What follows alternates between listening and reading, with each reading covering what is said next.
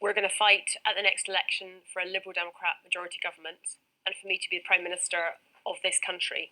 And I think that's what our country needs. So that means going from 18 seats now to more than 350 seats. That has never been done in the history of British politics. And even people who are very pro your party and look at the numbers talk about winning 100 seats, but you're saying 3 times that. There's no limit to my ambition for the Liberal Democrats because there is no limit to my ambition for our country. We're in such dangerous times. And we have an opportunity to change the course, but that does require the Liberal Democrats to make that leap, and that is what I am determined to build the movement that will do that. Let's think about the millions upon millions of people who would have to vote Liberal Democrat for the first time in their lives to make this happen. If you become Prime Minister, or if you're influential on the next government, your policy is now absolutely clear. No more referendums, no more ifs, no more buts. You revoke, and that ends the entire Brexit debate, and we stay inside the EU, period. The policy that we're debating at conference today is very clear. If the Liberal Democrats at the next election win a majority, if people put into government as a majority government the Stop Brexit Party, then stopping Brexit is exactly what people will get. Yes, we will revoke Article 50. So if I'm one of the 17.5 million people who voted to leave the EU in good faith, told by the British political establishment that they would respect my vote, you simply cancel it out. You treat the entire Brexit episode like some elderly bullock that you're going to take into a field and shoot. Everybody can see that we are stuck, that Brexit is in a mess, and there needs to be a way out of that. Now, as Liberal Democrats, we have argued that the specific Brexit deal should be put to the public in a people's vote, which would give clarity. But if we we've still argued. I've been arguing in Parliament this week for that outcome.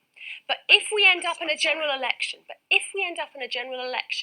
then I think we need to be straightforward with people and give them an option for all of this Brexit chaos to stop. Because I'm sorry, let me interrupt. If I'm somebody who believes that there needs to be another decision in the country about this, and it needs to be a proper referendum, a yes or no, looking at the actual deal and what's going to happen, I'm a people's voter in that respect. You are saying, forget it. Whatever happens, you're not going to get another referendum. You, the 17.5 million people, are not going to get another chance to vote. We're going to do it after an election and simply cancel the whole thing.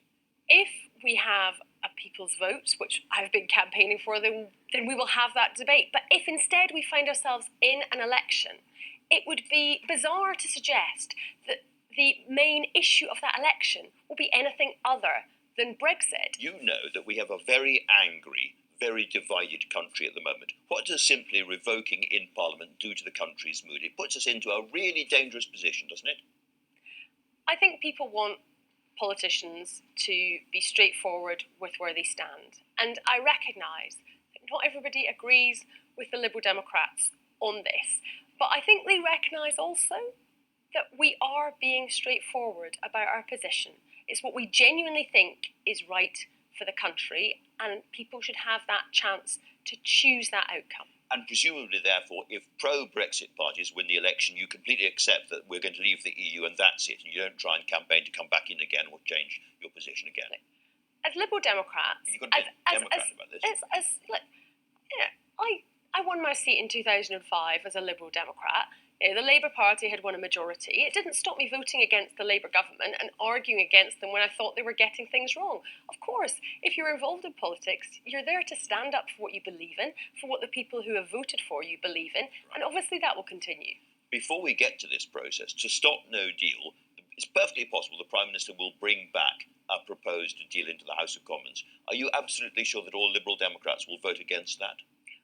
I'm very clear. I don't think there is a good Brexit deal. I think every Brexit, whether you have a blue rosette on it or a red rosette on it, is bad for our country, and I'm not going to support Brexit.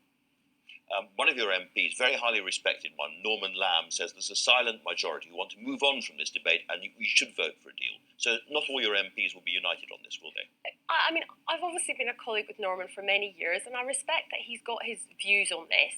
And, I think that's the difference with the Liberal Democrats. You know, we can have a degree of disagreement and still find ourselves valued colleagues, whereas you look at the Conservative Party and the Labour Party, where they purge anyone who disagrees with the party leadership. Well,